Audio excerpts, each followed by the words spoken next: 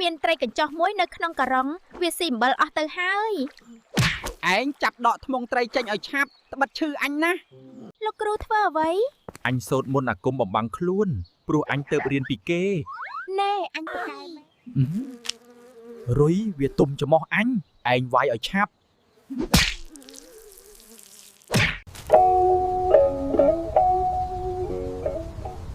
រឿងនិទានខ្មែររឿងគ្រូនិងសិស្ស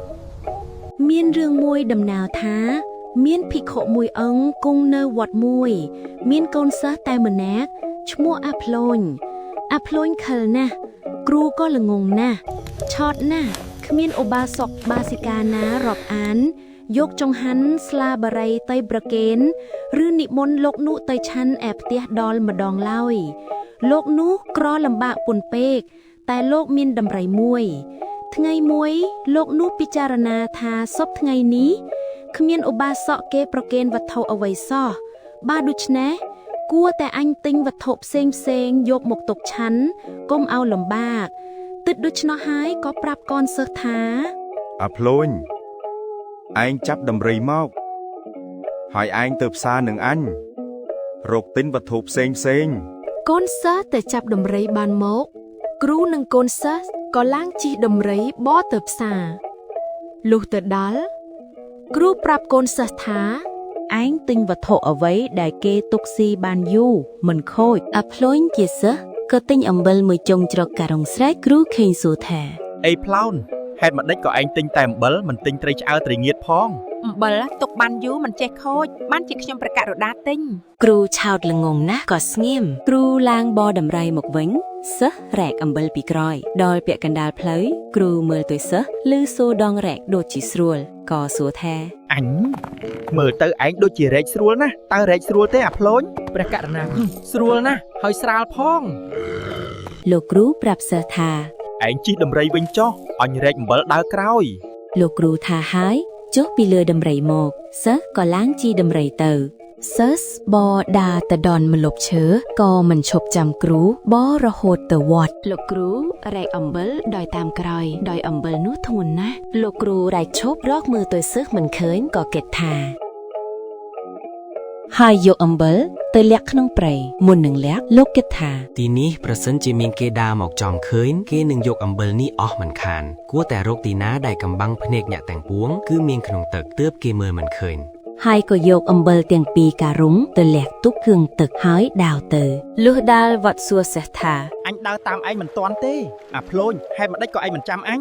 សេះទូលថាខ្ញុំព្រះករុណាបរដំរីមកប្រុងចាំលោកគ្រូដែរតែដំរីមិនព្រមចាំសោះអង្វរដូចម្ដេចក៏វាមិនព្រមវាប្រឹងតែដើរដល់វត្តសេះសួរគ្រូថាលោកគ្រូទុកអំបិលឯណាគ្រូប្រាប់សិស្សតាមដំណើររឿង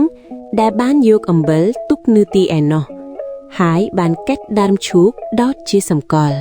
ហើយថាចាំព្រឹកនឹងនាំសិស្សមកយកវិញលុះព្រឹកឡើងលោកក៏នាំកូនសិស្សទៅយកអំបិលវិញលុះដល់ប្រាប់សិស្សថាអញលាក់ក្នុងទឹកត្រពាំងនេះអាភ្លុញជាសិស្សក៏ចុះទៅយកអំបិលចាប់លើការុងទាំងពីរឡើងគ្មានឃើញអំបិលសល់សោះម៉ែអើយវារលាយអស់ទៅហើយចំណងដៃចងមាត់ការុងក៏ឃើញដាច់អស់ប្រទេសឃើញត្រីកញ្ជុះមួយនៅក្នុងការុងលោកគ្រូឃើញត្រីខឹងណាស់ក៏តែកំភ្លៀងត្រីមួយដៃនឹងធ្មង់ត្រីជាប់ពីស្ត្រីចាប់ពើឈឺខ្លាំងពេកលោកគ្រូថាឲ្យសិស្សចាប់ដកធ្មង់ត្រីចេញឲ្យឆាប់ត្បិតលោកឈឺណាស់សិស្សក៏ចាប់ដកទាញស្ទើរតែមិនរួចលុះដករួចឈាមហូរខ្លាំងពីត្រីក៏រឹតតែបណ្ដាលឲ្យលោកឈឺខ្លាំងឡើងលោកគ្រូនាំកូនសិស្សទៅវត្តវិញ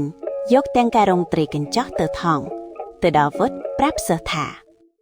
អាផ្លូញឯងដាំបាយមួយឆ្នាំងអាំងត្រីកញ្ចុះនេះឲ្យឆ្អិនជាឆាប់លុះពីសអនចាប់ពឿតលោកគ្រូក៏សំងំសឹងលក់ទៅអាផ្លូញក៏ដាំបាយអាំងត្រីឆ្អិនហើយបរិភោគអស់ទុកតែបាយមួយពំនួតនិងឆ្អឹងត្រីក្រុងចានគ្របវាគ្រប់មិនឲ្យចិត្តលោកគ្រូភ្ញាក់ឡើងប្រាប់សត្វថាឲ្យយកបាយនិងត្រីមកឆាន់ពេលនោះអាផ្លូញក៏ធ្វើយកបាយប្រគេនចេញមកវិញទូលថាបាយនិងត្រីរុយស៊ីអស់ហើយនៅសល់តែមួយពំនួតនិងឆ្អឹងត្រីលោកគ្រូជឿឥតសង្ស័យដោយឆោតល្ងង ក៏ហុចរំពុតផ្ដៅមួយឲ្យមកសិស្សហើយថា ឯងវាយរុយកុំឲ្យវានៅលើកត់ អាភ្លូនជាសិស្សក៏វារុយមិនឈប់គ្រានោះមានរុយមួយជុំច្រមុះគ្រូប្រាប់ថា រុយវាទុំច្រមុះអញឯងវាយឲ្យឆាប់ សិស្សភ័យណាស់រត់ទៅដល់ផ្ទះនិយាយប្រាប់ឪពុកម្ដាយតាមរឿង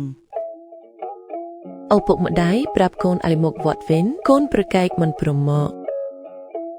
លោកគ្រូទៅតាមក៏វាមិនហ៊ានមកដោយខ្លាចគ្រូវាយថ្ងៃក្រោយលោកគ្រូតាំងពិធីសូត្រមន្តអាគមស្នេហ៍បន្ទន់ចាត់សិស្សឲ្យមកលុះដល់វត្តតាលុបចូលទៅឃើញគ្រូកំពុងតែអង្គុយសូត្រមន្តអាគមស្នេហ៍ក៏សួរលោកថា លោកគ្រូធ្វើអ្វីតា គ្រូក៏ហៅថាជាបន្ទាន់នោះ អញសូត្រមន្តអាគមបំបាំងខ្លួនព្រោះអញទៅរៀនពីគេ លោកគ្រូគិតថាគាត់ពូកែមែនបានសិស្សវាមកវិញ លោកព្រឹកឡើងសិស្សដាំបាយធ្វើម្ហូបស្រេចទូលថា ចង្ហាន់ឆ្អិនហើយ បើដូច្នេះឯងលើកមកឲ្យអញឆាន់ អាភ្លុនក៏លើកមកប្រគៀនធ្វើជាមើលមិនឃើញដាក់ថាសទៅលើក្បាលគ្រូស្រែកថា អាភ្លូនធុញហេតុម្ដេចក៏យកថាសមកដាក់លើក្បាលអញទៅ ខ្ញុំប្រកាសណាមើលមិនឃើញ សិស្សទូថាលោកគ្រូងាកចេញអាភ្លុនក៏ដាក់ថាសលើក្បាលគ្រូទៀតលោកគ្រូថា ឯងដាក់ថាសលើក្បាលអញទៀតហើយ ខ្ញុំប្រកាសណាសុំទោសព្រោះមើលមិនឃើញ អញរៀនស្នេហ៍ពូកែប្រកបឥឡូវអញក៏ហក់វាថាតាំងពិធីមុនបំបាំងខ្លួនវិញ លោកគ្រូជឿថាក៏តែជាពូកែគេមើលមិនឃើញគួរតន្ទិនឲ្យចាំកុំឲ្យភ្លេចអាភ្លួយលោកប្រគៀនចង្ហាន់គ្រូឆាន់រួចហើយវាក៏លើកមកបរិភោគខ្លួនវាថ្ងៃក្រោយមានឧបាសកគេនិមន្តលោកទៅឆាន់ឯផ្ទះអាភ្លងទូលថា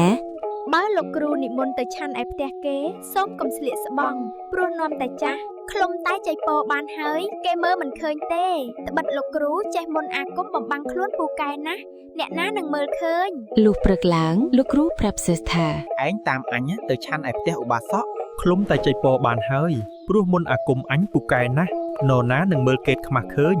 លុះទៅដល់ឧបាសកនិមន្តឡើងលើផ្ទះហើយគេលើកចង្ហាន់មកដើម្បីប្រគិនលោកឆាន់ដោយលោកមិនបានស្លៀកស្បង់អង្គុយមិនស្រួលងាកឆ្វេងងាកស្ដាំក៏លិចកេកខ្មាស់មួយកណ្ដាលវាលឧបាសកឃើញដូច្នោះគេនាំគ្នាសើចហួរឡាន់លោកគ្រូពុំទាន់បានឆាន់ចង្ហាន់មានចិត្តខ្មាស់ណាស់ក៏ចុះពីផ្ទះត្រឡប់មកវត្តវិញជាបន្ទោសសិស្សថាគ្រូច្បាស់ជាលោកគ្រូខុសត្រណមហើយលោកគ្រូនោះក៏ជឿជាឥតសង្ស័យតាំងពីកាលនោះមកអាភ្លូនជាសិស្សនៅបម្រើដោយសុខសប្បាយទៅ